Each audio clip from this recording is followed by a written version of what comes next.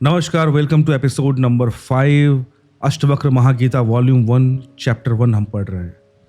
Last episode 4 में हमने देखा कि किस तरह से ओशो एक्सप्लेन कर रहे हैं श्लोक 1 को, जिसमें है कि अष्टवक्र कहते हैं कि विषय को त्यागो, विषय विष के समान है। विषय मतलब जो हमारे भोग की चीज़ है, जिसमें हम भोग में लिप्त रहते हैं, वो विष के समान है। और क्या अपनाओ, वो है पहला संतोष। तो उसी शब्द को ओशो एक्सप्लेन कर रहे थे कि संतोष है क्या, सेटिस्फैक्शन है क्या। तो लास्ट एपिसोड में हमने देखा कि सम्मान की बात करते हुए ओशो समझाते हैं कि सम्मान की आकांक्षा इस बात की खबर है कि तुम अपने भीतर अपमानित महसूस कर रहे हो, कि तुम अपने भीतर अपमानित हो, इसलिए तुम सम्मान लोगों से मांगते हो और तुम चाहते हो कि लोग तुम्हें कुर्सी पर बैठा दें, सिंहासन पर बैठा दें, तुम्हारे नाम का झंडा फहरा दें, बस दूसरे कुछ कर दे तुम्हारे लिए, तुम्हारे सम्मान को बढ़ाने के लिए, क्योंकि तुम्हें अंदर से अंदर महसूस हो रहा है कि तुम कुछ नहीं हो। तो इसको आगे देखते हैं और हम समझने की कोशिश करते हैं कि ओशो और आगे क्या बोल रहे हैं। ओशो कहते हैं कि तुम भिखमंगे हो, तुम अपना अपमान तो खुद कर लिया जब तुमने सम्मान की चाह की, और यह अपमान गहन होता जाएगा। जितना ही ज़्यादा तुम सम्मान लोगों से डिमांड करोगे, उतना ही ज़्यादा तुम अपने ही अंदर खोखले होते जा रहे हो, भिखमंगे होते जा रहे हो। तुम चाहते क्या हो कि अपने सम्मान तुम खुद ना बढ़ा के दूसरों से मांग रहे हो, इतना भिखारी। लाओ त्से कहता है मेरा कोई अपमान नहीं कर सकता, क्योंकि मैं सम्मान चाहता ही नहीं, यह सम्मान को पा लेना है।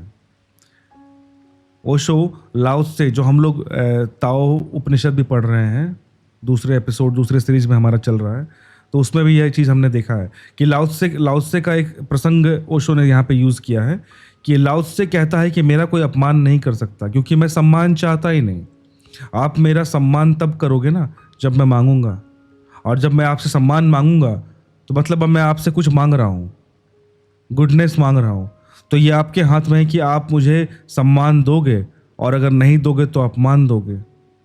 तो मेरा कोई अपमान कर ही नहीं सकता, क्योंकि मैं तुमसे कुछ मांग ही नहीं रहा, ये लाओ त्से कहते हैं। तो यह सम्मान को पा लेना है। ओशो कह रहे हैं कि यही है ट्रू रिस्पेक्ट पाना, कि I am not asking anything from you, मुझे तुमसे सम्मान की जरूरत नहीं है। लाओ त्से कहता है कि मुझे कोई हरा नहीं सकता, क्योंकि जीत की हमने बात ही छोड़ दी है। यार तुम मुझे तब हराओगे ना जब मैं जीतना चाहता हूं। मैंने जीतना और हारना, इस सर्किल, इस चक्रव्यूह को ही मैंने छोड़ दिया, तब तुम मुझे क्या हराओगे। जब हारोगे, अब हारोगे कैसे? तुम उसी को हरा सकते हो जो जीतना चाहता है। अब यह जरा उलझा हुआ हिसाब है। सोच के देखो कि जो जीतना चाहता है तुम उसी को हरा सकते हो ना। तुम जीवन उसी को दोस्त दे सकते हो ना जो जीना चाहता है, और जो जीना ही नहीं चाहता उसको तुम जीवन क्या दोगे? समझ रहे हो बात? इस दुनिया में सम्मान उन्हें मिलता है जिन्होंने सम्मान नहीं चाहा, सफलता उन्हें मिलती है जिन्होंने सफलता नहीं चाही, क्योंकि जिन्होंने सफलता नहीं चाही उन्होंने तो स्वीकार कर ही लिया कि सफल हम हैं ही, अब और क्या चाहिए।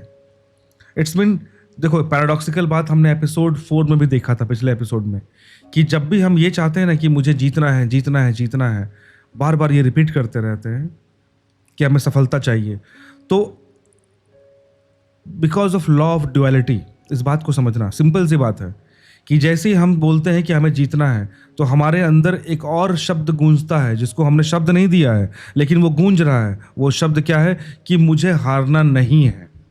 जब भी मैं बोलता हूं कि मैं जीतना चाहता हूं, तो अंदर ही अंदर मैं ये बोल रहा हूं कि मुझे हारना नहीं है। तो आप कभी कभी ऐसा होता है ना कि ये हारना नहीं है, हारना नहीं है, हार हार शब्द हमारे मन में इतना ज़्यादा एक्यूमुलेट हो जाता है कि हम फिर वैसा ही काम करना शुरू कर देते हैं, और हमें वो हार की ओर ही ले जाता है। तो यहीं पे बोल रहे हैं कि लाओ त्से ये कहता है कि मुझे सफलता चाहिए ही नहीं, क्योंकि सफल मैं अंदर से हो चुका हूं। मुझे अब सफलता असफलता की रेस में रैट रेस करना ही नहीं है, दौड़ना ही नहीं है। तो आप ऑलरेडी उस रेस से परे हो गए हो, बियॉन्ड हो चुके हो। सम्मान तो हमारे भीतर आत्मा का ही है, अब और चाहना क्या, परमात्मा ने सम्मान दे दिया तुम्हें पैदा कर कर, अब और किसका सम्मान चाहते हो? परमात्मा ने तुम्हें काफ़ी गौरव दे दिया है, जीवन दिया है, यह सौभाग्य दिया कि आंखें खोलो, देखो हरे वृक्षों को, फूलों को, पक्षियों को। तो ये परमेश्वर ने, ये उस ईश्वर ने, परमात्मा ने तुमको ऑलरेडी दे दिया है ये बात। तो ये सम्मान तुम्हें दिया ना, ये गौरव तुम्हें दिया ना कि तुम ये चीज़ों का आनंद लो, इनको देखो, इनसे मज़े करो। तो और क्या सम्मान चाहिए? जब परमात्मा ने डायरेक्ट तुमको वो सम्मान दे दिया, तो तुम लोगों से सम्मान की भीख क्यों मांग रहे हो? ओशो ये कहते हैं। कान दिए सुनो संगीत को, जल प्रताप के मरमर को, बोध दिया बुद्ध हो सको, मैंने बुद्धि दिया कि ताकि बुद्धत्व को पा सको। अब और क्या चाहते हो? सम्मानित तो तुम हो चुके हो, परमात्मा ने तुम्हें यह प्रमाण पत्र दिया है। तुम भिखारी की तरह किनसे प्रमाण पत्र मांग रहे हो? उनसे जो तुमसे प्रमाण पत्र मांग रहे हैं। तो ओशो कहते हैं कि जिनसे तुम सम्मान की इच्छा कर रहे हो, भीख मांग रहे हो, दरअसल वो भी तो तुमसे वही मांग रहे हैं, वो भी तो भिखारी ही हैं, वो भी तुमसे वही प्रमाण पत्र मांग रहे हैं, वही सम्मान का सर्टिफिकेट मांग रहे हैं तुमसे। तो जो खुद भिखारी हैं उनसे तुम क्या भीख मांग रहे हो, समझ नहीं आता। जबकि परमात्मा ने तुमको ऑलरेडी वो सर्टिफिकेट दे दिया है, कि वो सम्मान तुमको ऑलरेडी दे दिया है, इस दुनिया में लाकर, जीवन देकर, आंखें देकर, कान देकर। और क्या चाहिए? यह बड़ा मजेदार मामला है। दो भिखारी एक दूसरे के सामने खड़े होकर भीख मांग रहे हैं। यह भीख मिलेगी कैसे? दोनों भिखारी हैं। तुम किससे सम्मान मांग रहे हो?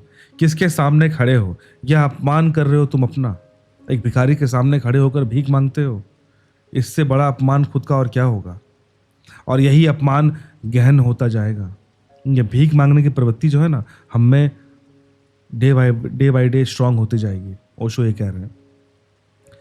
तो संतोष शब्द को एक्सप्लेन किया जा रहा था कि संतोष का अर्थ होता है देखो जो तुम्हारे पास है, देखो जरा आंख खोल कर जो तुम्हें मिला है। और ये अक्सर होता है ना ऐसा कि जो चीज़ हमें मिली है हम अक्सर उसको वैल्यू नहीं करते। तुम देखना हमारे सराउंडिंग में, अपने लाइफ में खुद को देखना। मैं तो देखता हूँ कि एक स्वस्थ शरीर पाना, एक अच्छा परिवार पाना, माँ बाप हैं आपके साथ, भाई बहन हैं, एक ज़िंदगी चल रही है, छत पे, सर पे छत है, रोटी है, प्लेट में खाना है, ये सब चीज़ें छोटी चीज़ नहीं है। बहुत कम पॉपुलेशन, बहुत कम परसेंटेज ऑफ पॉपुलेशन को ये सारी चीज़ें मिली हुई हैं इस दुनिया में। पर प्रॉब्लम क्या है कि हम ना इन चीज़ों को वैल्यू नहीं करते, क्योंकि हम टेकन फॉर ग्रांटेड लेते हैं इन चीज़ों को। कह रहे यार ये तो मिलना ही था। नहीं, कैसे मिलना था? बहुत लोग को नहीं मिला हुआ है, मैक्सिमम लोग को नहीं मिला हुआ है ये चीज़ें। अगर दुनिया के 8-9 बिलियन लोगों में देखोगे आप, तो मैक्सिमम लोग के पास ये सारी चीज़ें नहीं है। तो दरअसल हमें बहुत कुछ मिला है पर हम देख नहीं पाते, हम उसको अप्रिशिएट नहीं कर पाते। इस कारण से ही संतोष हमारे अंदर नहीं आता। यह अष्टावक्र की बड़ी बहुमूल्य कुंजी है, यह धीरे धीरे तुम्हें साफ होगी। अष्टावक्र की दृष्टि बड़ी क्रांतिकारी है, बड़ी अनूठी है। जड़ मूल से क्रांति है ये।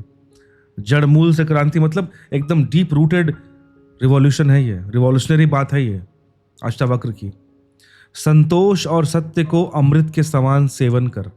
अष्टावक्र कहते हैं कि संतोष और सत्य, इन दोनों को अमृत की तरह अपने अंदर लो, सेवन करो, क्योंकि ये अमृत ही है। एक बार संतोष का प्याला तुमने चख लिया, तब तुम्हें मालूम पड़ेगा कि ये लाइफ कितना सिंपल और ब्यूटीफुल हो जाता है। संतोष का मतलब ये नहीं होता, बहुत लोग बोलते हैं अच्छा अब मैं सब चीज़ छोड़ देता हूँ, मुझे कुछ नहीं चाहिए। यार ये मतलब नहीं है संतोष का। संतोष का मतलब होता है कि जो तुम्हारे पास है यू आर सेटिस्फाइड, और जो तुम्हारे पास नहीं है, जो तुम्हें नहीं मिला, you are not crying for that thing. It doesn't mean कि you are not striving for that thing. आप उसकी ओर जाना नहीं चाहते या पाना नहीं चाहते, but you are not crying. दोनों में बहुत डिफरेंस है, सटल डिफरेंस है। इस चीज़ को समझो कि जो चीज़ मेरे पास नहीं है मैं पाने की कोशिश करूंगा, मेहनत करूंगा, जो भी उसका रिक्वायरमेंट होगा I will try to fulfil that thing. But it doesn't mean कि मैं बैठ के रो रहा हूँ, कोस रहा हूँ अपने आप को, अपने सराउंडिंग को कोस रहा हूँ। नहीं, वो एक कमज़ोर इंसान का पहचान है। एक जो वॉरियर है, रियल वॉरियर, वो हमेशा कोशिश करेगा उस चीज़ को, जिस चीज़ को वो चाहता है उसको अचीव करना। हुआ तो अच्छी बात है, नहीं हुआ तब भी अच्छी बात है, नो प्रॉब्लम। इसी को संतोष कहते हैं कि what ever I have, I am happy with that thing from the core of my heart. In the same way जो नहीं है उसके लिए मुझे कोई चिंता नहीं है, इट्स ओके, क्योंकि बहुत कुछ तो है भी ना। तो मेरे पास जो है मैं उसमें इतना खुश हूं कि मेरे पास जो नहीं है उसके लिए शोक मनाऊं, उदास हूं, इसके लिए टाइम नहीं है मेरे पास यार। That is called Santosh, the true satisfaction. और सत्य तो हम जानते हैं कि सत्य एक अमृत के समान है, क्योंकि असत्य के साथ जो जिएगा वह असत्य होता चला जाएगा, जो असत्य को बोलेगा असत्य ही जिएगा, स्वभावतः असत्य से घिरता चला जाएगा। उसके जीवन से संबंध विच्छिन्न हो जाएंगे, जड़ें टूट जाएंगी। जो ट्रूथ के साथ नहीं है वो लाइफ से डीअटैच होते चला जाएगा, रास्ता भटक जाएगा वो, क्योंकि जीवन का मतलब ही सत्य होता है, क्योंकि जो लाइफ है ना वो ट्रूथ पे ही चल रहा है। पर जिसका जो असत्य बोलेगा जिएगा वो उस जो रियल जो ट्रू लाइफ है उससे डीअटैच हो जाता है, उससे वो टूट जाता है, उससे वो छूट जाता है। डीअटैच नहीं, उससे वो छूट जाता है, सेपरेट हो जाता है। परमात्मा में जड़ें चाहते हो तो सत्य के द्वार की वे जड़ें हो सकती हैं। सत्य ही है जो परमात्मा तक तुम्हें पहुंचा सके। प्रामाणिकता और सत्य के द्वार ही तुम परमात्मा से जुड़ सकते हो। परमात्मा से टूटना है तो असत्य का धुआं पैदा करो, असत्य के बादल अपने पास बनाओ। जितने तुम असत्य होते चले जाओगे उतने परमात्मा से दूर होते चले जाओगे। मतलब ओशो कहते हैं कि परमात्मा से दूरी बनानी है तो असत्य के रास्ते पे चलो, तुरंत पहुंचोगे, दूर हो जाओगे। तू ना पृथ्वी है, न जल है, न वायु है, न आकाश है।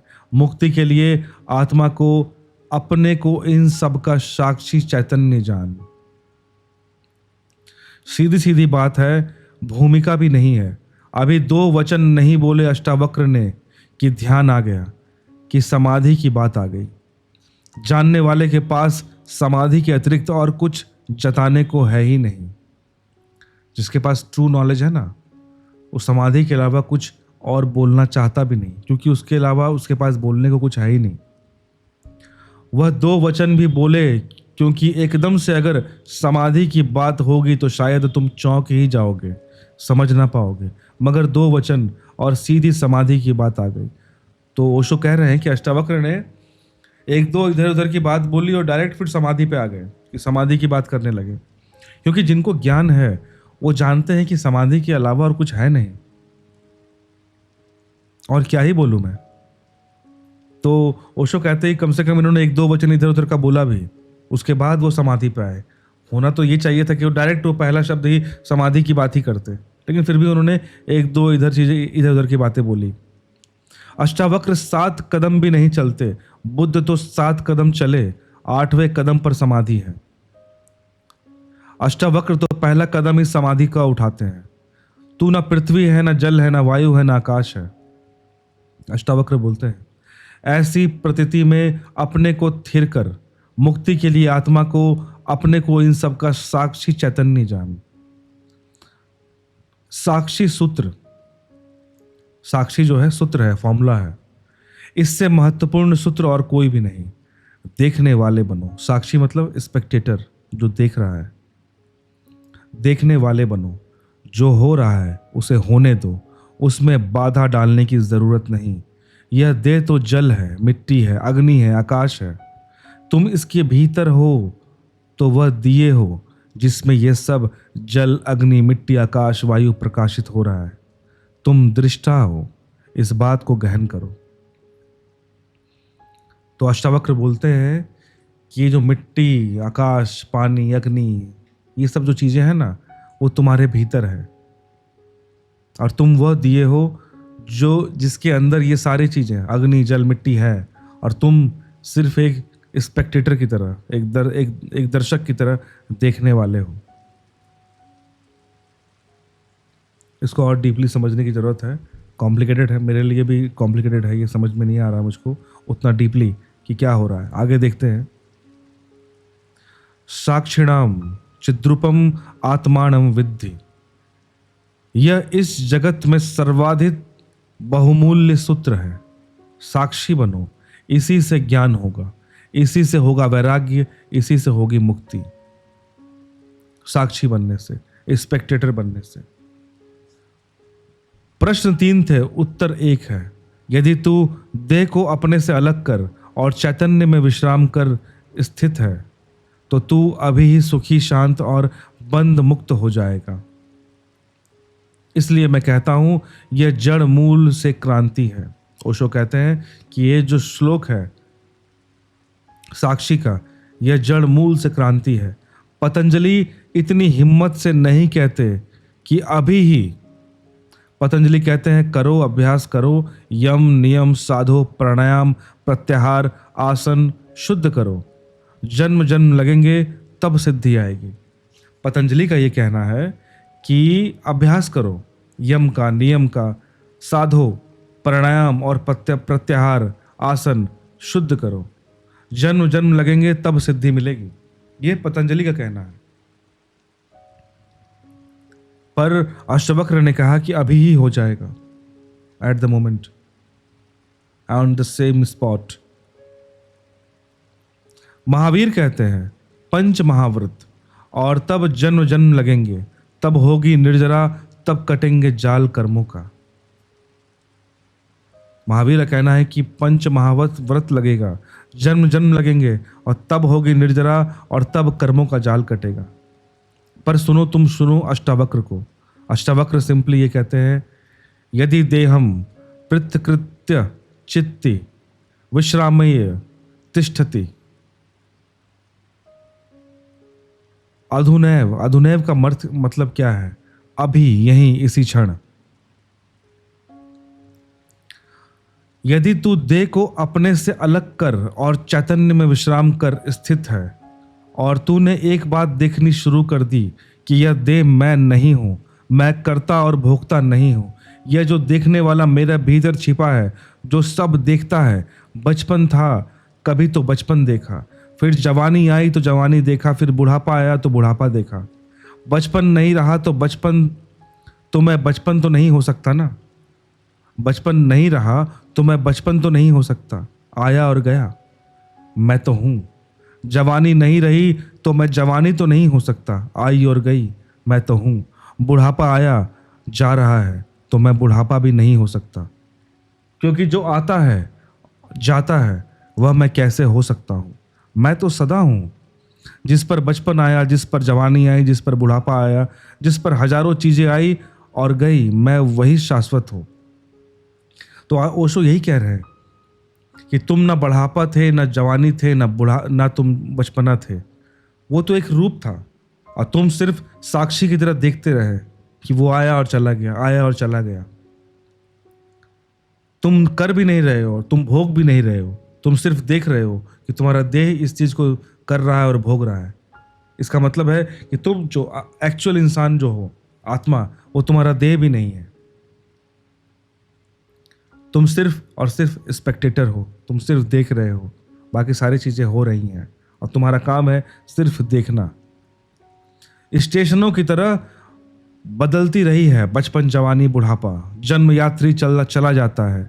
तुम स्टेशन के साथ अपने को एक तो नहीं समझ लेते ना। जब हम सफ़र करते हैं ट्रेन में तो अलग अलग स्टेशन आते रहते हैं, तो इसका मतलब ये थोड़ी ना कि ये स्टेशन आया कोलकाता तो मैं कोलकाता बन गया, ये आया भुवनेश्वर तो मैं भुवनेश्वर बन गया, ये आया चेन्नई तो मैं चेन्नई बन गया। ऐसा तो नहीं होता है ना। तुम तो एक यात्री हो, सिर्फ एक दर्शक हो जो ट्रेन में बैठकर देख रहे हो और डिफरेंट डिफरेंट स्टेशंस पार हो रहे हैं। You are just an spectator. तो वही बोल रहे हैं कि तुम्हारे बचपन, जवानी, बुढ़ापा ये आ रहे हैं, फिर कई जन्म बीत रहे हैं सारे स्टेशन की तरह, और तुम एक यात्री की तरह सिर्फ देख रहे हो। पूना की स्टेशन पर तुम ऐसे तो नहीं समझ लेते कि मैं पूना हूं, फिर पहुंचे मनमाड़ तो ऐसा तो नहीं समझ लेते कि मैं मनमाड़ हूं। तुम जानते हो कि पूना आया और गया, मनमाड़ आया और गया, तुम तो यात्री हो ना। तुम तो दृष्टा हो, जिसने पूना देखा पूना आया, जिसने मनमाड़ देखा मनमाड़ आया। तुम तो देखने वाले हो, ओनली द स्पेक्टेटर। पहली बात, जो हो रहा है उसमें से देखने वाले को अलग करो,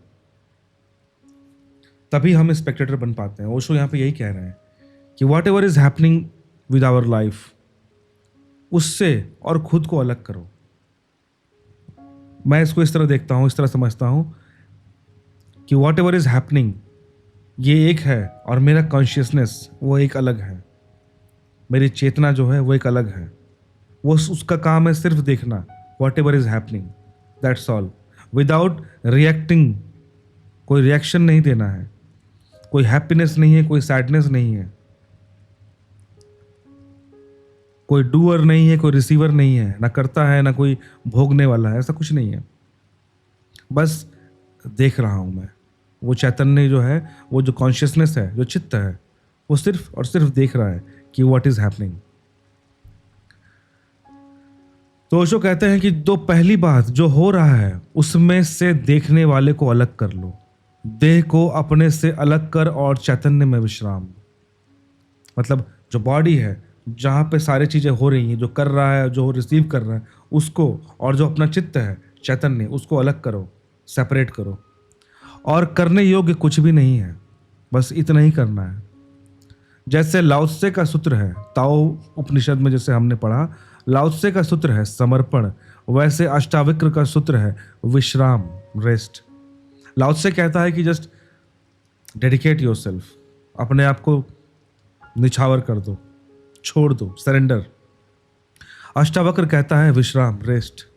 रेस्ट मीन्स अपने बॉडी से अपने कॉन्शियसनेस को अलग करो और as a consciousness, as a चित्त तुम रेस्ट करो। बस आंख खोल के देखो और रिलैक्स करो, दैट्स ऑल। करने में कुछ नहीं है, तुम कुछ कर भी नहीं सकते एक्चुअली। मेरे पास लोग आते हैं, वे कहते हैं ध्यान कैसे करें, ध्यान कैसे करें। वे प्रश्न ही गलत पूछ रहे हैं। गलत पूछते हैं तो मैं उनको कहना चाहता हूं करो। वे प्रश्न ही गलत पूछ रहे हैं, गलत पूछते हैं तो मैं कहता हूं करो। जब वो ये पूछते हैं कि मैं ध्यान कैसे करूं, ये गलत सवाल है। अब सवाल चूंकि गलत कर रहे हैं तो मैं भी कह देता हूं कि करो। अब क्या करोगे? तो उनको बता देता हूं कि करो, कुछ ना कुछ तो करना ही पड़ेगा। अभी तुम्हें करने की खुजलाहट है तो उसे पूरा कर लो, क्योंकि तुम्हें लगता है कि ध्यान कुछ करने की क्रिया है। It's something that we will do and something will happen. अगर तुमको ये लगता है कि कुछ करने से ही ध्यान आएगा तो जाओ करो, कुछ ना कुछ तो करो, ट्राई करो। ये ओशो बोल रहे हैं। खुजली है तो क्या करोगे, बिना खुजाए तो नहीं बनता ना। लेकिन धीरे धीरे उनको करवा करवा कर थका डालता हूं। फिर वे कहते हैं कि अब इससे छुटकारा दिलवाओ। कि कब तक यह करते रहे। मैं कहता हूं मैं तो पहले ही राजी था, लेकिन तुम्हें समझने में जरा देरी लगी, अब विश्राम करो।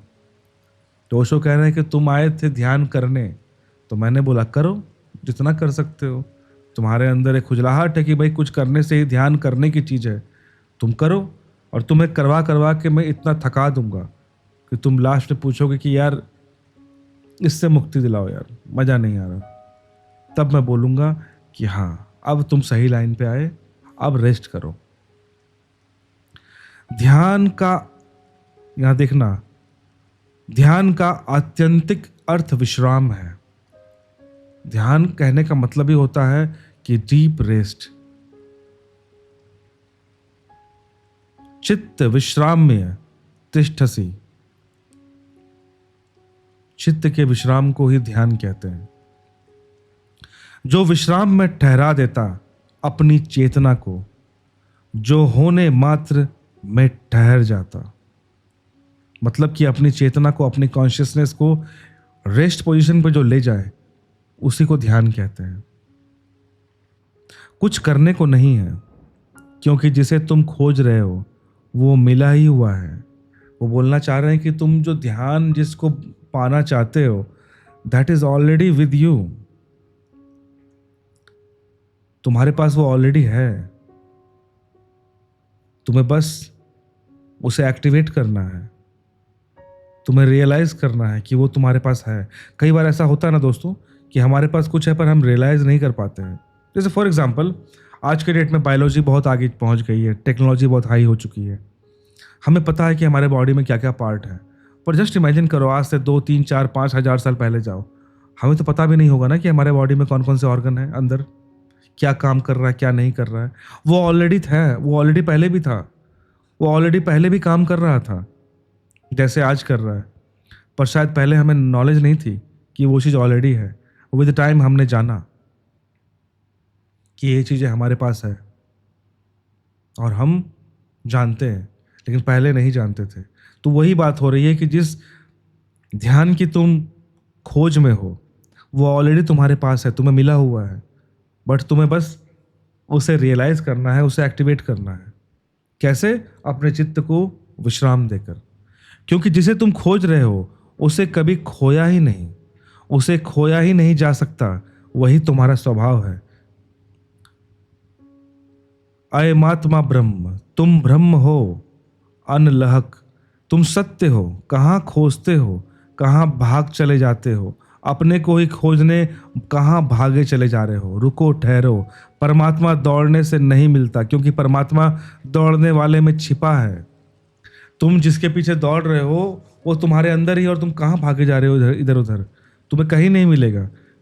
इट्स लाइक वो जानते हो आप, हमने बचपन में एक कहानी सुनी थी ना कि हिरन के नाभि में वो कस्तूरी होती है और उस खुशबू को वो लिए ढूंढता, वो हिरन हर जगह दौड़ता रहता है, पर उसे ये कभी पता ही नहीं चलता कि वो कस्तूरी उसकी नाभि में ही है, वो खुशबू उसी के पास है, पर वो ढूंढता रहता है जिंदगी भर, भागता रहता है उस कस्तूरी की तलाश में। आपने भी पढ़ी होगी ये कहानी। क्योंकि परमात्मा दौड़ने वाले में छिपा है। परमात्मा कुछ करने से नहीं मिलता, क्योंकि परमात्मा करने वाले में छिपा है। परमात्मा के होने के लिए कुछ करने की जरूरत नहीं, तुम हो ही। देखो यार, इसको सिंपल लो। जैसे हमने कृष्ण के बारे, कृष्ण ने भी कहा है ना कि मैं कण कण में हूं, मैं हर जगह हूं, तो डेफिनेटली वो हर जगह है, तो मेरे में भी है। तो मैं कहां ढूंढ रहा हूं बाहर यार, जब वो ऑलरेडी मेरे पास ही है। तो रुक जाओ ना, ठहर जाओ ना। उसको यही कह रहे हैं कि वो तुम्हारे पास ही है, तुम्हारे अंदर, तुम्हारे भीतर, तुम्हारे सबसे करीब, पर तुम इधर उधर बौंख रहे हो बिना मतलब का। इसलिए अष्टावक्र कहते हैं, चित्ती विश्राम्य, चित्त को आराम दो, विश्राम करो, ढीला छोड़ो अपने को, यह तनाव छोड़ो। कहाँ जाते हो? कहीं जाने को नहीं है, कहीं पहुंचने को नहीं है, क्योंकि वो ध्यान, वो शांति, वो परमात्मा सब तुम्हारे पास ही है, बस तुम रियलाइज नहीं कर पा रहे हो। और चैतन्य में विश्राम कर, तो तू अभी ही इसी क्षण अधुनैव सुखी, शांत और बंध मुक्त हो जाएगा। बस जैसे ही तुमने अपने चैतन्य, अपने कॉन्शियसनेस को डीअटैच किया और उसको रिलैक्स छोड़ दिया, you will be going in that deep meditation, उस ध्यान में चले जाओगे आप। ये अष्टावक्र कहते हैं राजा जनक को। अनूठा है वचन। ओशो कहते हैं कि गजब का अनूठा वचन दिया अष्टावक्र ने। नहीं कोई और शास्त्र इसका मुकाबला करता, कोई और शास्त्र इस तरह की बातें नहीं करता यार। तू ब्राह्मण आदि वर्ण नहीं है, और न तो कोई आश्रम वाला है, और न आंख आदि इंद्रियों का विषय है।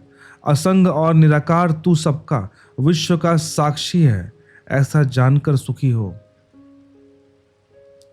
ना तेरा कोई वर्ण है, ना तो कोई किसी आश्रम का संत है, ना जो तू आंख कान मुंह से जो ज्ञान इंद्रियों का इस्तेमाल कर रहा है, विषय को भोग रहा है, वो भी तू नहीं है, वो सब तेरा देह कर रहा है।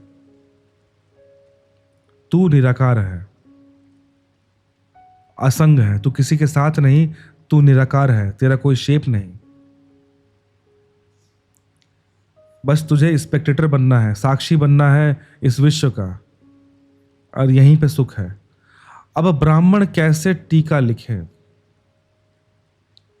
ओशो ये कहते हैं कि अब ब्राह्मण कैसे टीका लिखे, मतलब बोल रहे हैं कि अष्टवक्र ने जब ये बात बोली कि तू ब्राह्मण आदि वर्ण नहीं है, तो ओशो कहते हैं कि इस अष्टवक्र पर अगर ब्राह्मण कोई टीका टिप्पणी लिखने जाए, जिस तरह से भागवत गीता पे लिखा गया है, कृष्ण की गीता पे लिखा गया है, तो ओशो यही बोलते हैं कि अब ब्राह्मण इस पर टीका लिखे तो कैसे लिखे? तू ब्राह्मण आदि वर्ण नहीं है, ये तो बड़ा कॉन्ट्राडिक्टरी हो जाएगा लिखने वाले के लिए ना। अब हिंदू इस शास्त्र को कैसे सिर पर उठाए, क्योंकि उनका तो सारा धर्म वर्ण और आश्रम पर खड़ा है। और अष्टावक्र ने स्टार्टिंग में ही बोल दिया कि तू ब्राह्मण आदि नहीं है, तू कोई आश्रम नहीं है, और यह तो पहले से ही अष्टावक्र जड़ काटने लगे। वे कहते हैं तू कोई ब्राह्मण नहीं है, न कोई शूद्र है, न कोई क्षत्रिय है। यह सब बकवास है, यह सब ऊपर के आरोपण है, यह सब राजनीति और समाज का खेल है। तू तो सिर्फ ब्रह्म है, ब्राह्मण नहीं, क्षत्रिय नहीं, शूद्र नहीं। तू तू ब्राह्मण आदि वर्ण नहीं, और न तो कोई आश्रम वाला है, न तो कोई ब्राह्मण है, न कोई संत है, न कोई क्षत्रिय है, न शूद्र है। तो ओशो यही कहते हैं, तो कोई ब्राह्मण टीकाकार है, वो लिखने वाला, अपनी कमेंट्री देने वाला अष्टवक्र पर कैसे टीका टिप्पणी करे, क्योंकि अष्टवक्र ने तो स्टार्टिंग में ही उनकी धज्जियां उड़ा दी। धज्जियां मतलब गलत सेंस से मत लेना, मतलब जो विचारधारा चल रही थी उस समाज में उस वक्त या इवन टुडे, उसको तो सीधा ही काट दिया ना अष्टवक्र ने। ओशो आगे कहते हैं, न तो यह कि तू कोई ब्रह्मचर्य आश्रम में है, कि गृहस्थ आश्रम में है, कि वनप्रस्थ की सन्यास कोई आश्रम वाला नहीं। तू तो इस सारे स्थानों के भीतर से गुजरने वाला दृष्टा साक्षी है। वही बोल रहे हैं कि तू ब्राह्मण बनिया, शूद्र क्षत्रिय कुछ नहीं है। तू कोई ब्रह्मचर्य कोई ब्रह्मचारी आश्रम में बैठा भी नहीं है, तू कोई गृहस्थ आश्रम वाला भी नहीं है, तू कोई सन्यासी नहीं है। तू तो बस इस सारे स्थानों से गुजरता हुआ एक दृष्टा है, एक बस स्पेक्टेटर है। तू इन सभी स्थानों में जहां भी बैठा हुआ है तो तू बस स्पेक्टेटर है। यह स्थान है, ये तू नहीं है। वो सब बस एक फेज है, एक स्टेशन की तरह है। तू बस उनको देखता है, वो रियल में एग्जिस्ट नहीं करते तेरी आत्मा के लिए, तेरे चैतन्य के लिए, तेरे चैतन्य, तेरे कॉन्शियसनेस के लिए वो कोई मैटर ही नहीं करता। वो कि तू अपने आप को ब्राह्मण बोल रहा है, क्षत्रिय बोल रहा है, शूद्र बोल रहा है, ब्रह्मचारी बोल रहा है, साधक बोल रहा है, क्या बोल रहा है, उस कॉन्शियसनेस से कोई फर्क नहीं पड़ता। अष्टवक्र की गीता हिंदू दावा नहीं कर सकते कि हमारी है। अष्टवक्र की गीता सबकी है। अगर अष्टावक्र के समय में मुसलमान होते, हिंदू होते, ईसाई होते, तो उन्होंने कहा होता न तो हिंदू है, न तो ईसाई है, न तो मुसलमान है। ओशो कहते हैं कि अगर अष्टवक्र की जब गीता लिखी गई, बोली गई, उस समय अगर ईसाई, हिंदू, मुसलमान इस टाइप की चीज़ें होती, तो अष्टवक्र ये कहते कि ना तो हिंदू है, ना तो सिख है, ना मुसलमान है, ना तो ईसाई है। उस समय चूंकि ये सब नहीं थे, तब उस समय ब्राह्मण, क्षत्रिय, शूद्र इसका एग्जाम्पल दिया कि ओवरऑल इस बात को समझो। अष्टवक्र क्या बोलना चाह रहे हैं कि जो तुमने ये बाहरी चोला पहना हुआ है, ये सब तुम नहीं हो। अब चूंकि अष्टवक्र जनक से बात कर रहे हैं, तो जनक तो चूंकि राजा है, तो वो भी एक तरह का चोला है। जब वो जिस महासभा में बात चल रही थी, शास्त्रार्थ हो रहा था, वहां सारे प्रकांड पंडित विद्वान आए हुए थे, वो भी सब चोला है अष्टवक्र के अकॉर्डिंग। जबकि एक बात याद रखना, अष्टवक्र खुद एक ब्राह्मण पिता के पुत्र हैं, ये याद रखना। उस महासभा में अष्टावक्र के पिता डिबेट कर रहे थे, जिसमें अष्टावक्र का अपमान हुआ था। तो ऐसा मत समझो कि वो किसी जाति विशेष का अपमान कर रहे हैं या सम्मान कर रहे हैं, इस बात को दिमाग में रखना।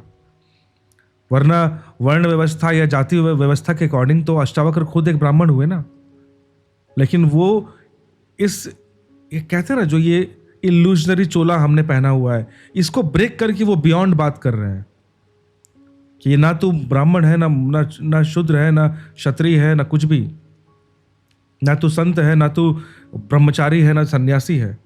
ये सब तो एक स्टेशन की तरह, एक फेज है। तू जो कर रहा है तो उस स्टेशन पे खड़ा है, बस तेरा कॉन्शियसनेस तो कोई फर्क नहीं पड़ता इस चीज़ों से, तेरे ध्यान को उससे फर्क नहीं पड़ता कि तू कौन है, कहाँ है, किस प्लेटफॉर्म पे, किस स्टेशन पे अटका हुआ है। तो ओशो यही बोलते हैं कि उस समय अगर ईसाई, हिंदू, मुसलमान होते तो वो ये कहते कि ना तो हिंदू है, ना तो ईसाई है, ना तो मुसलमान है। समझे? अब ऐसे अष्टावक्र को कौन मंदिर बनाए इसके लिए, क्योंकि इसने तो सबको तोड़ दिया ना। कौन इसके शास्त्र को सिर पर उठाए, कौन दावेदार बने, क्योंकि ये सभी का निषेध कर रहे हैं, मगर यह सत्य की सीधी घोषणा है। अब इस बात को समझो, भले उनकी बातें कटु लगे उन लोगों के लिए जो एक पर्टिकुलर शेल में रहना चाहते हैं, क्योंकि उस शेल पर जब बमबारी होगी, आक्रमण होगा किसी विद्वान का, तब तो वो इस विद्वान को बुरा भला कहेगा ही ना। तो वही बोल रहे हैं कि इन्होंने तो सबका इमारत ही ढा दी बोलकर, तो कैसे कोई इनको अपना बोले, कैसे कोई इनकी तारीफ करे। वही ओशो बोल रहे हैं। असंग और निराकार तू सबका विश्व का साक्षी है। वो अष्टवक्र ने कहा कि तू असंग है, तू निराकार है और विश्व का साक्षी है। इस दुनिया को देख रहा है तू एज ए स्पेक्टेटर, और तू किसी के साथ नहीं है, तेरा कोई आकार नहीं है। ऐसा जानकर सुखी हो। अष्टावक्र ये नहीं कहते कि ऐसा तुम जानोगे तब तुम फिर सुखी हो जाओगे। वो कोरी नॉलेज की बात नहीं कर रहे हैं अष्टावक्र। वो सिंपली बोल रहे हैं कि तू ऐसा है, ये जान और तू सुखी रह। ये नहीं बोल रहे हैं कि तुम जान जाओगे तब तुम सुखी हो जाओगे, नहीं।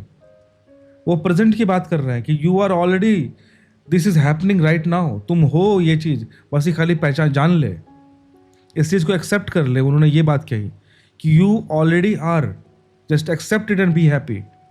वो ये नहीं बोल रहे हैं कि the day you will understand कि हाँ भाई ये चीज़ें हैं, जिस दिन तुम्हें ज्ञान हो जाएगा उस दिन तुम सुखी हो जाओगे। नहीं नहीं नहीं, उस दिन की बात ही नहीं है।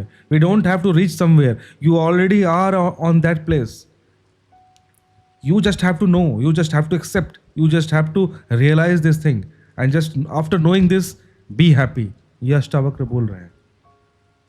अच्छा दोस्तों, एक बात मैं बोल देता हूँ मैं कि ये सारे मैं अपने समझ, जो मैं समझ पा रहा हूँ वो बोल रहा हूँ। हो सकता है कि मेरी समझ गलत हो, मैं ना समझ पाया। अगर आपको कहीं लगता है तो प्लीज़ कमेंट ज़रूर कर देना। देखो, मेरा ये कोई फील्ड नहीं है, मैं बस सीखना चाहता हूँ। मेरा फील्ड टेक कर रहा है, ठीक है। तो मेरे लिए ये सब चीज़ें नहीं हैं, इसलिए मैं बहुत क्यूरियस हुआ हूँ जानने को। इसलिए मैंने एक सोचा है एक तरह से कि मैं पढ़ना चाहता हूँ इन चीज़ों को, जितना पढ़ सकूँ अभी, कि एक मेरे अंदर एक डायलमा है उसको ब्रेक कर सकूँ मैं, बस। तो ऐसा नहीं मैं अपना पॉइंट ऑफ व्यू दे रहा हूँ, मैं यही सच है या फिर यही सही है, वो मेरा कोई अथॉरिटी नहीं है इसे बोलने का। और एक्चुअली दुनिया में किसी का अथॉरिटी नहीं है बोलने का कि क्या सच है क्या नहीं है। हम सभी सिर्फ अपना पॉइंट ऑफ व्यू देते हैं। अगर आपको कोई बात गलत लगे या सही लगे तो प्लीज़ आप कमेंट सेक्शन में बोल सकते हो, हम डिस्कस कर सकते हैं। I am always open to discuss. I am ready to accept my fault, कि जहाँ मैं गलत हूँ। I am always ready to learn कि मुझे क्या नहीं आता और मैं क्या सीख सकता हूँ, ठीक है। तो आज हम इस एपिसोड को, दिस इज़ एपिसोड 5, हम यहीं ख़त्म करते हैं। और आगे हम जो नेक्स्ट श्लोक है उसको देखेंगे नेक्स्ट एपिसोड में। तो दोस्तों, आई होप आप काफ़ी कुछ सीख रहे हैं, क्योंकि मेरे लिए ये अष्टावक्र, मैंने पहली बार ओशो के थ्रू ही देखा कि अष्टावक्र गीता भी होती है। अदरवाइज मुझे आइडिया नहीं था। तो मुझे तो काफ़ी अच्छा लग रहा है, एक डिफरेंट पॉइंट ऑफ व्यू दिख रहा है। लेट्स अंडरस्टैंड कितना सीख पाता हूँ, कितना सीख सकते हैं। नेक्स्ट एपिसोड 6 का वीडियो का लिंक मैं यहाँ दे रहा हूँ, जब अपलोड हो जाएगा तो यहाँ दिखेगा। अगर आपने बाकी एपिसोड नहीं देखे तो उसका प्लेलिस्ट है, हो सकेगा तो मैं कमेंट सेक्शन में भी वो प्लेलिस्ट का लिंक दे दूंगा, आप वो वीडियो भी देखें, सीखें। I am liking it, I am enjoying it. I hope आपको भी अच्छा लगेगा। So see you in the next video. Till then, stay healthy, stay happy, piece.